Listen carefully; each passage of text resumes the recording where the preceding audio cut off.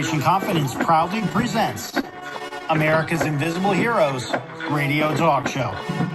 Tune in weekly on Sundays from 2 to 3:30 p.m. Pacific Time with your hosts, Consuela Mackey, co-host U.S. Air Force veteran Matt Davidson, announcers Taylor Marcella and Brooke Gadesi, U.S. Army veteran and entertainment host Charles Whitehead, U.S. Army Special Forces veteran and I Once Was Whole segment host Richard Cook, U.S. Army veteran and Lifeline for Women's Veterans segment host Martha Elena Varela, National Faith Program Director and Veterans in Recovery segment host Anthony Akimpora, and U.S. Air Force veteran and Incarceration to Success segment host Kevin Lewandowski. For more information or to be a guest on our show, email info@operationconfidence.org. Operation Confidence is a grassroots nonprofit. The organization's mission is to provide stable housing for veterans who have experienced homelessness, as well as providing a wide range of supportive services. To help accomplish our goal, a successful landowner has donated land for the project, a world-renowned architect has offered to design the houses, and construction classes from the local community colleges will take part in building the houses. Your support and donations are needed. To get involved, please visit our website at www.operationconfidence.org or email info@operationconfidence.com. Okay. Well, hello everyone, and thank you for tuning in to America's Invisible Heroes. This show is dedicated to our veterans and their families. Yes, I'm your host, Consuela Mackey, Executive Director of a grassroots nonprofit organization called Operation Confidence. No, I'm not a veteran, but my heart goes out to our American heroes, especially those who are homeless and also have a disability. For those who are new to the show, American Invisible Heroes was established and to provide a platform for our veterans to be able to share their experiences, heartfelt stories, resources, and accomplishments. Now, today on the show is our sweetheart Air Force veteran, Matt Davidson, and he's a board member, actually Vice President of Operation Confidence Board. And we have U.S. Army Reserve veteran, Charles Whitehead. He's also a board member. And we have Taylor Marcella. She's an announcer and she's a board member. We have a kind of a quick show today, though, but we're happy to have all of our co-hosts on. And Taylor, take it away and ask everyone to wave their hands, which is only us. Wave your hands, guys. So wave your hands. Okay. And also, Right. So I want to say real quick that we're happy to inform our viewers that Martha Varela, she's an advisory board member, will return next week. She's been a little bit under the weather, but she's all feeling great now, and she's going to come back next week. Take it away, Matt. All right. Last time I was on the show a couple of weeks ago, Connie, you asked what my experiences were over the past 16 years working with veterans. Mm-hmm. And I didn't have materials right at hand to go into all of that. So during the past week, I went into my correspondence file and picked out some examples. And what I found pretty much is that veterans don't come in one size only. They come in all different sizes. They're all different kinds of problems and situations that we have to deal with. Right. I'm going to give you an example. There was a veteran that I worked with at New Directions, and his heart's goal was to be an actor. Mm-hmm. But the clinicians there wanted him to get a job in fast food. And they really didn't care if he wanted to be an actor because they felt, well, actors don't make money anyway. And so they wanted him to be a fast food guy, and he didn't want that. And what I thought was, well, they're worried about their numbers, making their numbers, and I'm worried about letting the veteran do what he wants to do. And so through the Los Angeles Shakespeare Center, I got him an acting job. And he was so excited, and he made good money doing it. Really? And so when he was done with one of the performances, he gave me a program, and inside he wrote, "If it wasn't for you, this never would have happened. From the bottom of my heart, thank you, Johnson." Oh, wow. And made me remember why I was there doing what I do. And it's not to make any numbers, it's to make a life better for a veteran.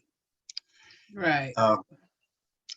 Then there is a story, and I read you part of this last time. And I'll read you the whole thing. This correspondence that I got said, "Matt, you are truly an inspiration from joint efforts to new directions. You have been there to help many vets who have crossed your path. I will never forget the love that I feel in my heart for you. You were there for me when my life didn't feel worth living. You are more than just my brother. You will always be my guardian angel. Love you forever, Robert." And this makes me remember that there are veterans who, sadly, suicide crosses their mind from time to time. You have to be aware of that. Mhm. And you have to react to that immediately. Can't wait. And so I could sense that from what he wrote, that when he said life didn't feel worth living.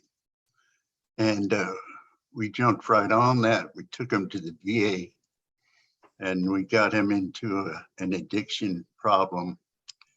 And we got rid of that. We got him into transitional housing, got him into a job training program. And he was alienated from his family also. And so we patched that up, and he got back in touch with his family. Oh, But in the end, he had a place to live. He was off the street. He was off crack cocaine, mhm. and he had a job. He was doing well. In fact, he wound up going to college and getting his degree. Really? Yes, and so he went full circle. Mm. But the thing was, when you can see that it could be suicidal in nature, you got to jump on it, Right. and you can't waste time with it. So, And you were right there with him through the whole transition, right? yes, I was, Yeah, and we that's turned out to be really good friends. wow. And actually, we were the day he walked in the door, Mhm. but we stayed good friends, and I'll never forget him. That's right. And I found something else from Dick Southern, who's the president of California Vietnam Veterans of America.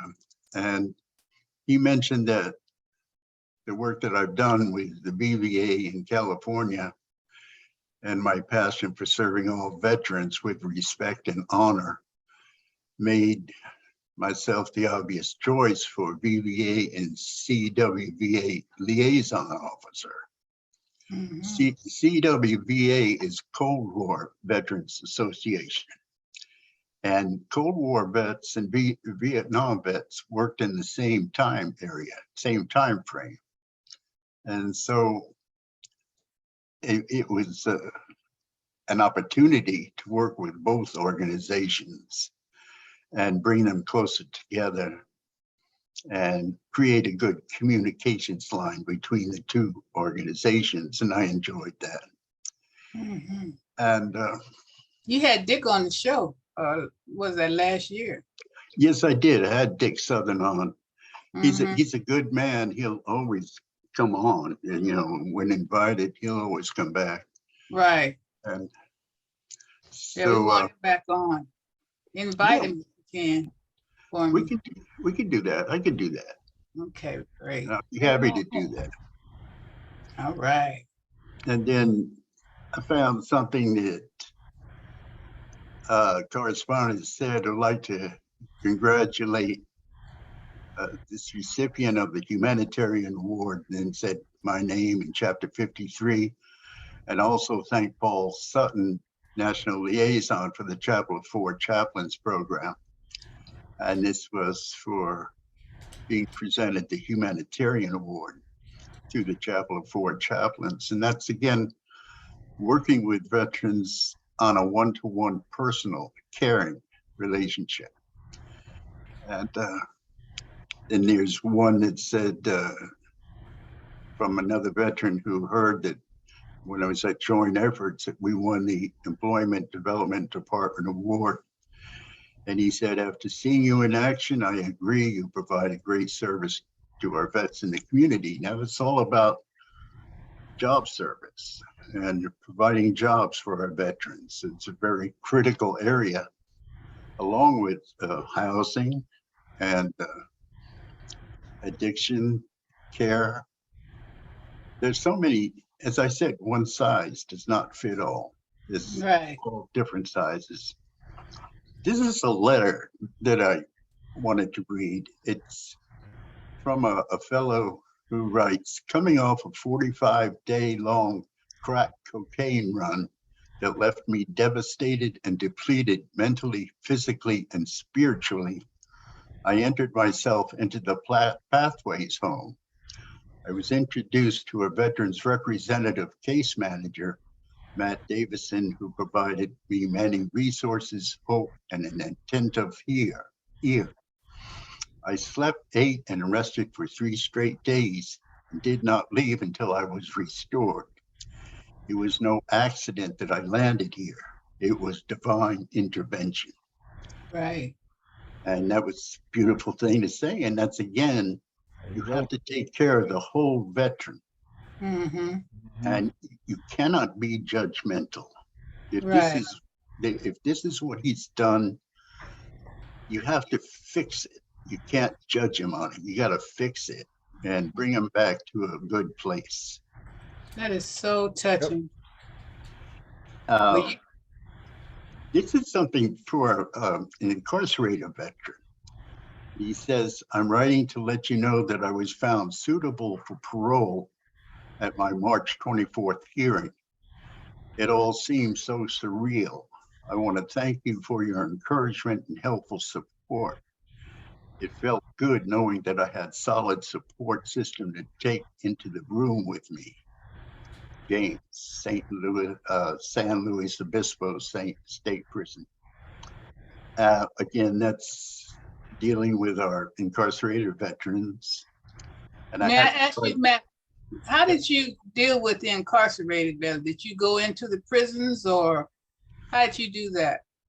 I went into 5 federal correctional facilities and about 3 or 4 state prisons. Wow. And the one at San Luis Obispo was one of the state prisons. Mm-hmm.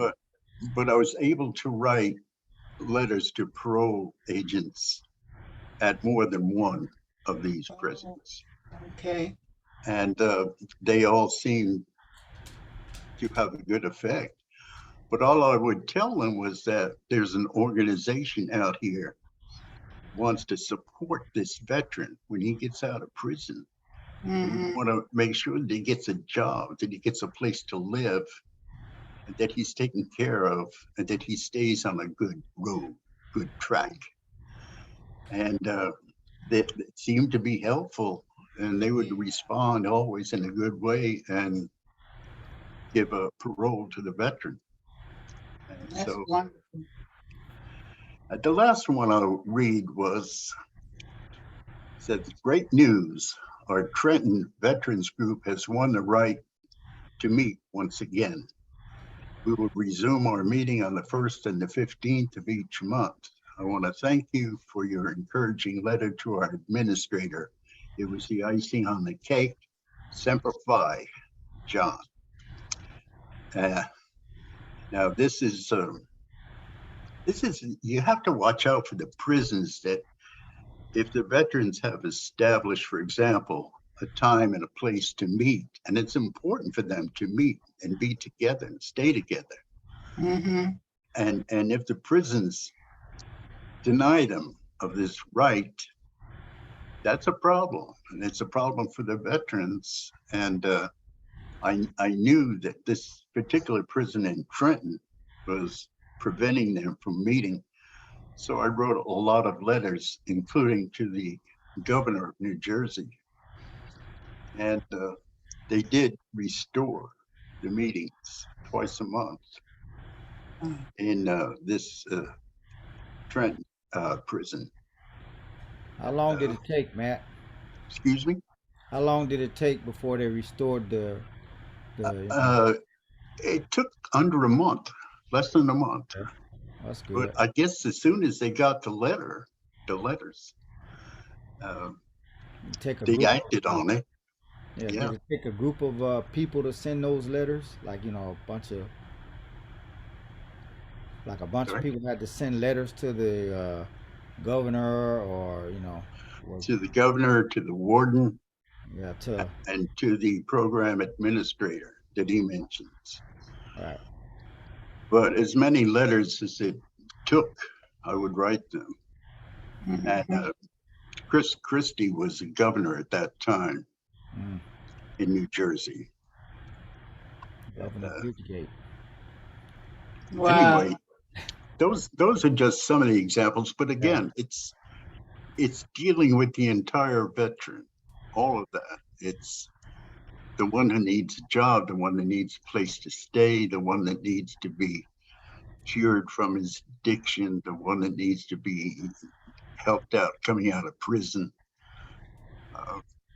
There's so much needs to be done still. If I was able to drive these days, and even at my age, I would love to be out there doing that again. Right. But I just do what I can. Well, you do however I quite a can. bit right there on Zoom and all the meetings that you're doing and the book that you're writing. And I mean, you're doing so much, and I will always be grateful to knowing Matt. We go back over 10, 15 years, and I've seen you in action and how your dedication is to our veterans, and we work marvelously together. And I just can't thank you enough. Well, I remember the video that you have that was taken at the sports arena. Right before And they tore it that's down. where we first met Charles. Yeah, that's right. Charles is my sidekick too. Yeah. And also the marching group from New Directions Oh yeah, the drill. yeah, that was amazing. They were all there, and they had their white scarves and their helmets and all that stuff. And you know, we had drill teams from all branches. You know, Yes. even the American Indians, they had on That's right. their outfits. And I mean, it was just so amazing what came together that day. You know, and we got to redo that again. And the American Indians were burning sage to bring the spirits into Oh yeah, holy event. that's right. That was right. And it turned out to be remarkable. Well, Yes. I thank you so much, Matt, for what you're doing, what you have done, and what you continue doing. And you know, we got a huge project coming up for our homeless veterans. You know, Oh yeah. so Well, everybody's got to jump in and help out with that. And yeah, they will. I know that Yeah. we got some dedicated members. So, you know, we're just gonna keep on keeping on. We haven't stopped yet. You no, know? we haven't, and we won't. No, we we won't. won't. God got us in his hands, you know. So I thank you so much. Taylor, it's on you, girl. Yes, ma'am. What vehicles are wheelchair accessible? As a wheelchair user, you may feel overwhelmed as you begin your search for the right wheelchair accessible vehicle. The good news is there are probably more options than you think. A standard van isn't your only option when it comes to buying a wheelchair vehicle. Wheelchair vans. Wheelchair vans are the most popular vehicle option for wheelchair users. From Toyota rear entry wheelchair vans to Chrysler Pacificas and more, wheelchair vans are many people's go to first accessible transportation due to their spacious interiors and built in safety features. The vehicles offer the option for a rear or side entry and can often accommodate more than one wheelchair user. Additionally, wheelchair vans are allowed, or excuse me, also um, wheelchair vans also allow a wheelchair user to move around within the interior cabin and reposition themselves independently. Accessible SUVs. A full size wheelchair van might not fit everyone's lifestyle or preferences. Luckily, you can easily find a wheelchair accessible SUV that fits your accessibility needs. At Accessibility Center, their inventory of wheelchair accessible SUVs include the Braun Ability Chevy Traverse and the BMI Honda Pilot. The Traverse and the Pilot are ideal cars for those who want a mid-sized vehicle that will serve them well in both their daily activities and on extended travels, such as road trips. If you are looking for something even more compact, a smaller SUV like the Kia Soul can be equipped with accessibility features. There's also wheelchair accessible trucks. If you have a trusty truck or have been in the market for one, don't let your needs for accessibility equipment stop you from purchasing one. Handicap platform lifts and wheelchair lifts can be easily installed in a variety of pickups and trucks. At Ability Center, they partner with Rhino Mobility to offer accessible Chevrolet Suburbans, GMC Yukon XLs, Dodge Rams, Chevrolet Silverados, and GMC Sierras. There are some questions to ask before starting your shopping journey. Before you begin shopping for a new wheelchair accessible vehicle, be sure to take some time to answer a few questions about your needs and preferences. Of course, there is a certified mobility specialist that can help point you in the right direction and offer expert guidance to help make the best decisions for yourselves. Once you've found the vehicle you'd like to purchase, it is important to ask some additional questions to make sure you'll be able to modify the vehicle. While you may have additional questions, here are some items the National Highway Traffic Safety Administration recommends starting with. Does the vehicle have the cargo capacity in pounds to accommodate the equipment you require? And what additional options are necessary for the safety operation of the vehicle? Understanding what vehicles can be accessible is one of the first steps in the car buying process. No matter what style, size, or model of vehicle you end up, the team ability expert specialists will make experience is seamless and that those with disabilities are able to drive away in a car that meets all of their needs. You can also visit your local Ability Center dealer to start searching for a new vehicle today. Oh my goodness. And so I will talk about my All experience right, with now getting my this is the license good and stuff now here. looking for a car. Let's get to the Is it the good stuff, really? It's cool. before you go, let me tell you what I saw The yesterday. process of getting, yes, yes. Just real quick. I went to one of the guys Mm-hmm. on our PVA board passed away, and one of the guys that came, when he got ready to Mm-hmm. leave, he got into it was like a big, those big wheeled Chevy Tahoe with a, Oh yeah. it's 10 feet up and it's far as I'm concerned, it's real high. He pushed the button and his back door and front door opened up together, like like as a Okay. garage door. Right. So Uh-huh. they open up separately, but they also open up sideways. And so then a lift comes down. He backed up into the lift, got in his, locked himself in place, rose up, spun in front of the steering wheel, and then and then the doors go down, so you can literally open the doors independently, but they go up like a garage door together as Right. Something like a DeLorean, huh? Is well. it a No, no, no. DeLorean? Or it's like, Something like that, how those doors come up. Yeah, like kind of, but it was just, I had seen where doors can open up like the Tesla, like the Falcon Yeah, wing, right. but this was Yes. more like his doors open up like a garage together. Oh, I He can see spent a that. lot of Okay. money on that, didn't he? Yeah, I said that's got to be $100,000 because the truck itself has got to be, six, Right. 70,000 easily. And Hmm. then get it modified and all You of didn't that. get a Yeah. picture of that or video of that, did you? Charles, I think your internet froze. Ew. Okay. But I can We just start off. delete that. Getting my driver's license, it was a long process, years actually. At one point I stopped, and then eventually I just got to the point where I was like, I need to do this for me and for my independence.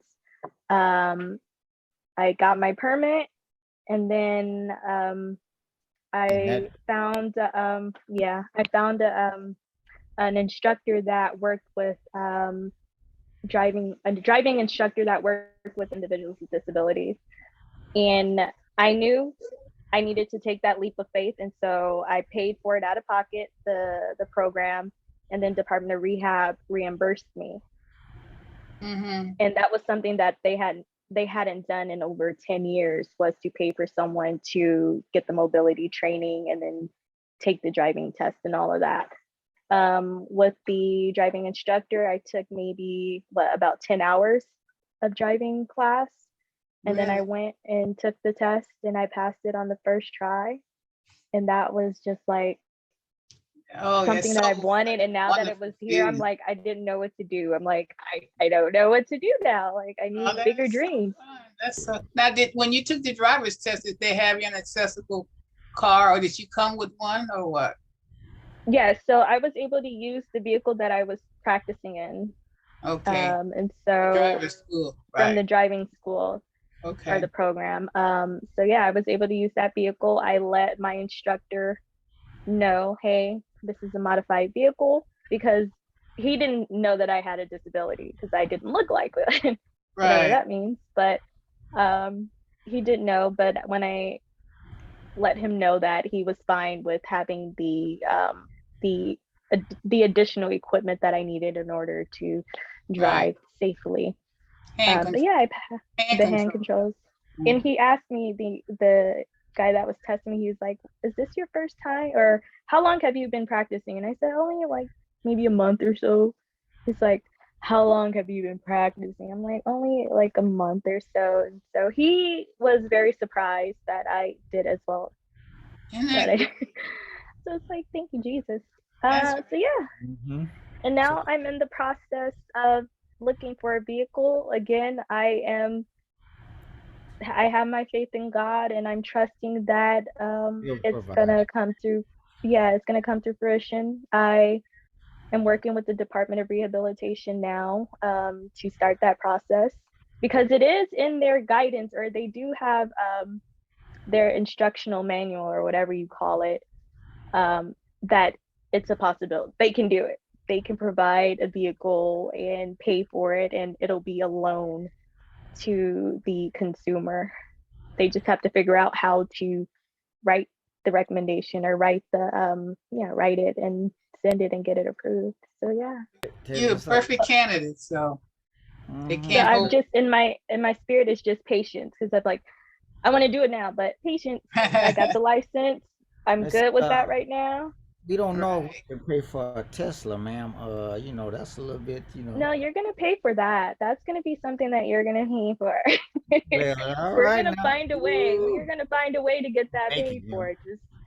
I'm just Yeah. saying But it'll she's happen. gonna slow up with that for a while. Like, we're gonna, for right now, I'm just on I'm on a high from Just having this goal that right. I've been wanting forever, and now it's Yeah. here. And I'll look at my driver's license. I'm like, And that's fun. I'm so proud of you. Go, thank girl. you. No, that's So that's yeah. uh, that's good. You'll get what you want. When I had to renew my license in Hmm. 2019.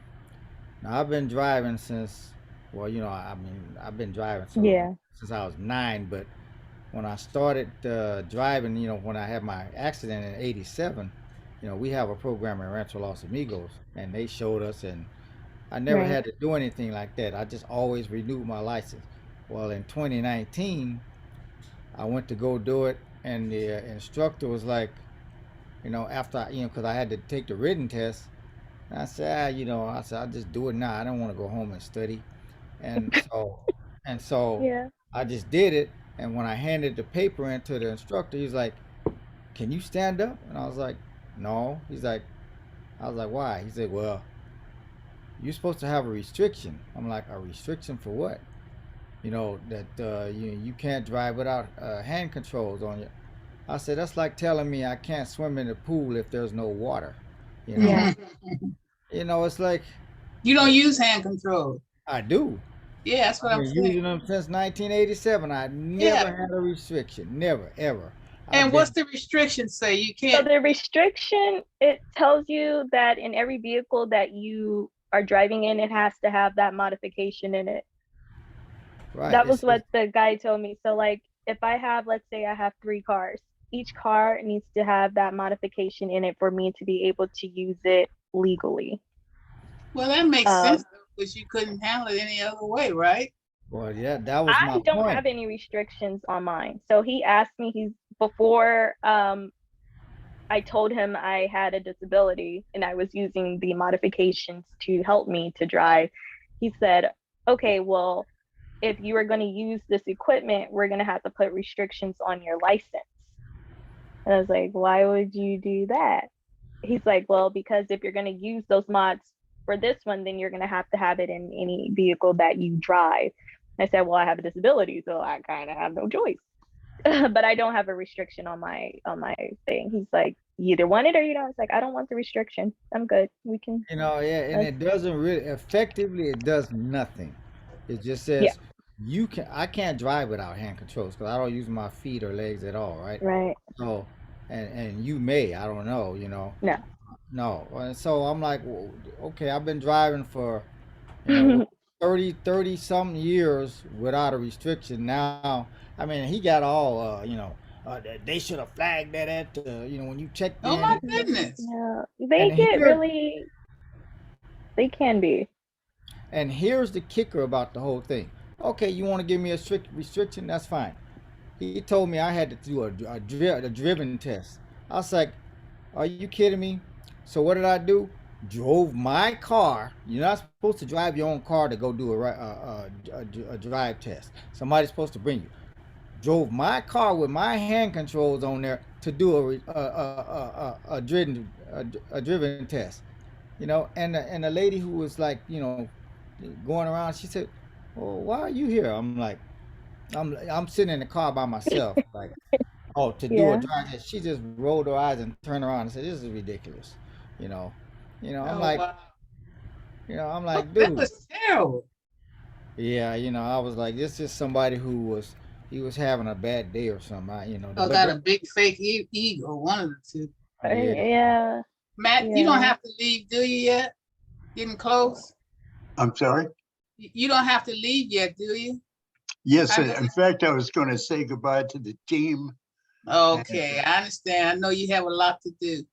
We all want to right, thank Matt. you so much, Matt. You know I'll you see are. you next time. That's for sure. Bye, Matt.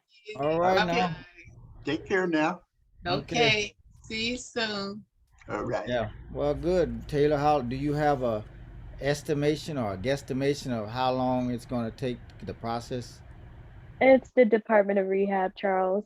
Oh yeah. So So maybe by 2030. Okay. maybe, Right. it'll be sooner than that. It's gonna happen. I'm like, the first hurdle was getting the license.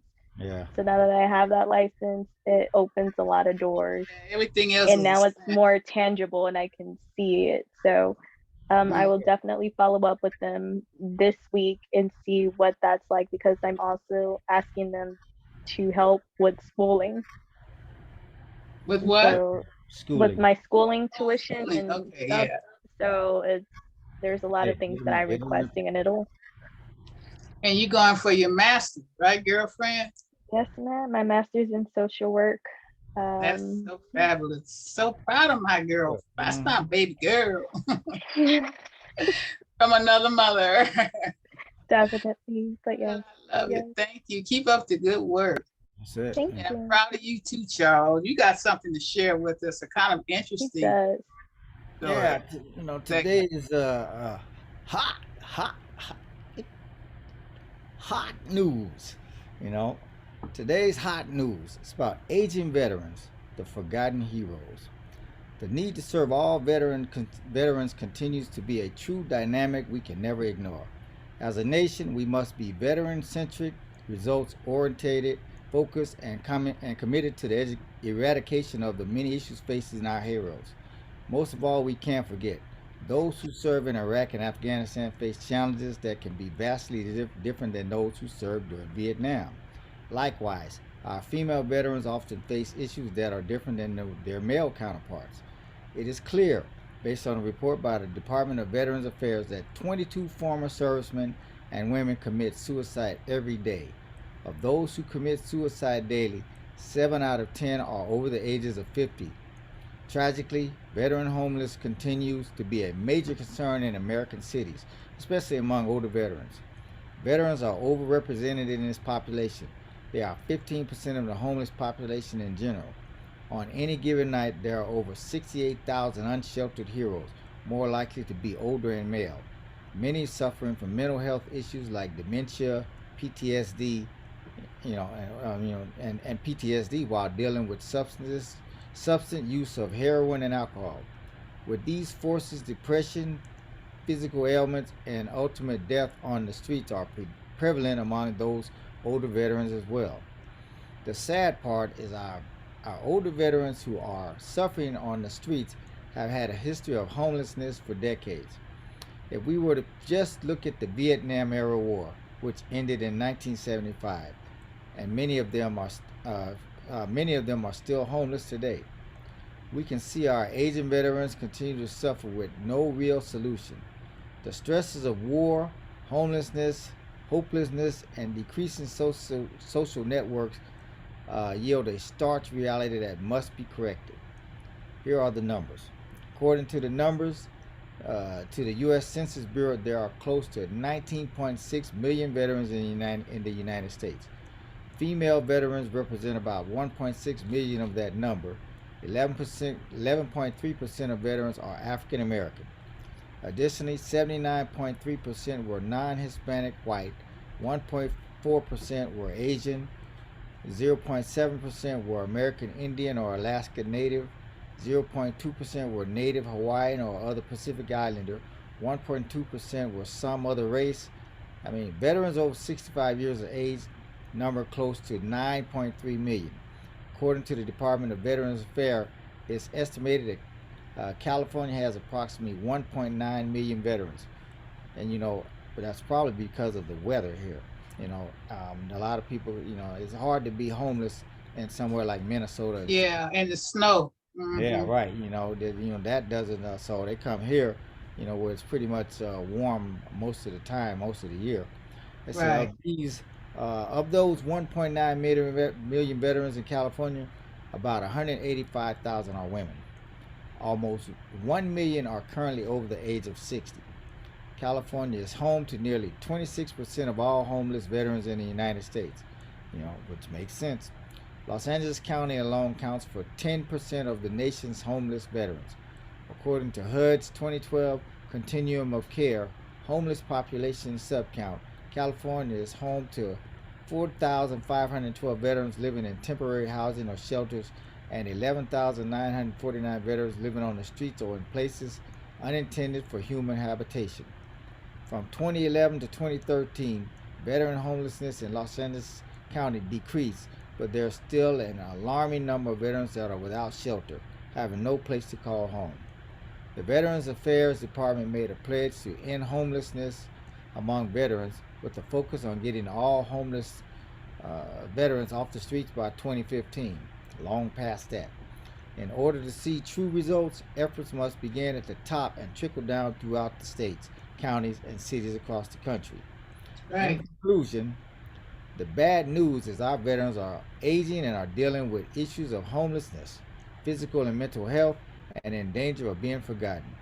The good news is the nation has an opportunity to step up and never forget. Housing with supportive services focused on the needs of elderly veterans is a vital strategy to end this epidemic. These veterans, who are at a different age in their life cycle and may never work a career job, still need our support to endure the opportunity for a better quality of life as citizens of this great nation. We need to qualify leadership across the country working together to really make the difference for our nation's heroes. Many of our veterans are tormented by the circumstance that both war and living on the streets has afforded them. See, they go to war, and they have to deal with that. Then they come home and they have to deal with the war on drugs and the war on Right. poverty and and all of that. The And no war on homelessness. family. Yes, exactly. And if you don't have a family to support you, it really Exactly. I can see where it drives you you know to be on the streets. Now, granted, there is a percentage of homeless people who want to be homeless. They don't want to follow the rules of whatever corporate America or so for them it's easier to be homeless. I mean, I don't know exactly what the number is, but I know for a fact there are some people who are homeless who want to be. Let's say Right. it is outrageous for any veteran to be homeless and without proper health care, especially our elderly. We must return to a time when we honor and respect our seniors and appreciate what they have sacrificed for our well being today. And we want to say thank you for your service isn't enough. It's time to do something. Right. That's amazing. Well, I'm happy that you were able to read that. It's so important for us not to forget our senior veterans. I've seen some sad cases where they may have a place to live, but having to catch the bus to go to the market and schlep it back to the apartment is a chore within itself. What a disability. So, I Yes. mean, how do you do that? And then there's no family, you're lonesome, you don't have any visitors. And I mean, it's just sad. So Operation Confidence is trying to do its part. I mean, it's a huge undertaking when we tap into all the needs for our veterans, but we're trying and gotta make it a way, you know. Yes, yes, yes. We just, Mhm. we got to keep pushing and keep That's on right. being. Putting the I word mean, out. yeah, because, it all starts at the top with D.C., Washington, D.C. Right. And, Well, in case they taking too long, we just gonna have to jump out here on our on our yeah, and, unfortunately, there are independent companies and right, people that, have pushed to do this and get this. right. So if anybody out there in Zoom land and on Facebook and on YouTube want to get involved with us, please send us an email to info@operationconfidence.org. That's info@operationconfidence.org. Now, Charles, you got a funny clip before we wind down. We're gonna say goodbye soon. Yeah, so it's my animal humor time, and I like to just kind of spice up the program with a little something that these animals are always they're funny. So Yeah, today's humor is about these two dogs. They're confronting each other. What? So let me just yeah. Let us just see it. yeah. So let's see here.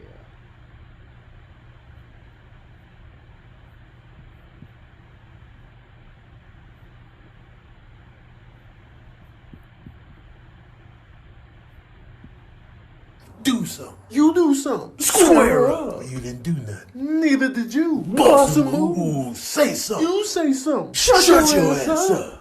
I'm right here. Well, I've been here. Well, pull up then. I'll sock you out. Well, then bust a square sock up. Pull up, sock up.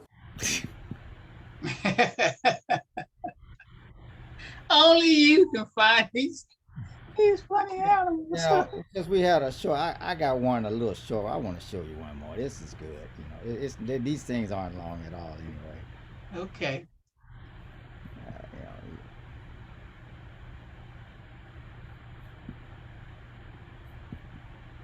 know, Fellas, play it cool. Don't make it obvious, but that's the girl Crystal I've been telling y'all about. Play it cool. Okay. All right. Hey, man. Hey. Oh, so funny. Oh, God bless all the little animals out there. Yeah. Yeah. Comedians. And who is the name of that voiceover individual? You had told me. Tony Tony Baker. Baker. Oh yeah, he's so funny. It's Mhm. amazing. How does he find all these animals and put the voice behind? Well, you know, he just goes to YouTube and finds them, and you know, Well, that's true too. Yeah. I have a bunch of them that I've saved, and I'm gonna do some voiceover. Oh, okay. You're gonna do it too. Okay, great. All right. Well, look like your internet is froze. So Taylor, we're getting ready to wind it down. Yes. So before Miss Connie closes, I would like to remind our viewers and listeners about our amazing advertisement rates. We have 10-second and 30-second advertisement slots available. Too, you know. Please email info@operationconfidence.org. Again, info@operationconfidence.org for more information, and visit the Operation Confidence website at www.operationconfidence.org and go to our resource page for some amazing resources. Also, I would like to inform our viewers and listeners about Amazon Smile. When making your next purchase on Amazon, please go to Amazon Smile and type in Operation Confidence in the Choose Your Organization donation box. Amazon will make a small donation to Operation Confidence. Okay. Well, and in closing, we want to remind our viewers that our main goal for our radio show is to raise awareness about the mission that Operation Confidence has, and that's to provide stable housing with a wide range of supportive services for our veterans, especially those who have experienced, who are homeless, and who are disabled and have experienced homelessness. So to get involved with our grassroots efforts, please send us an email to info@operationconfidence.org. That's info@operationconfidence.org. And don't forget to subscribe to Operation Confidence American Invisible Heroes YouTube channel. We have a great YouTube channel. We want to make sure that everyone subscribes to it. So now we're going to say goodbye. We'll be back next week, next Sunday. And we want to thank everyone for listening, and for sure thank our co-hosts. You guys did a wonderful job as always. We handled this, didn't we? Oh yeah. We You know, did. So you know, I'm having internet problems because I'm not at home in my That's right. usual spot. I'm at my sister's because my sister-in-law, remember the one that cooked the fried chicken for my brother? Right. She said she making curry chicken and he ain't gonna get a bite of it. So Oh. she's here. She's leaving Tuesday. So Okay. See the family. Right. But tell her I said hi, and we remember your brother. He's so funny. He has to come back on the show. He was cooking chicken or something when he was cooking him some chicken. Well, he was at the stove though, wasn't he? Well, she was there. He just walked in with his computer. Yeah, this is my wife. She over here cooking me some fried chicken, you know. He's so funny. Okay, but we're gonna sign off now. Thank you everyone for tuning in, and we'll see you next week. All right now. For more information or to be a guest on our show, email info@operationconfidence.org.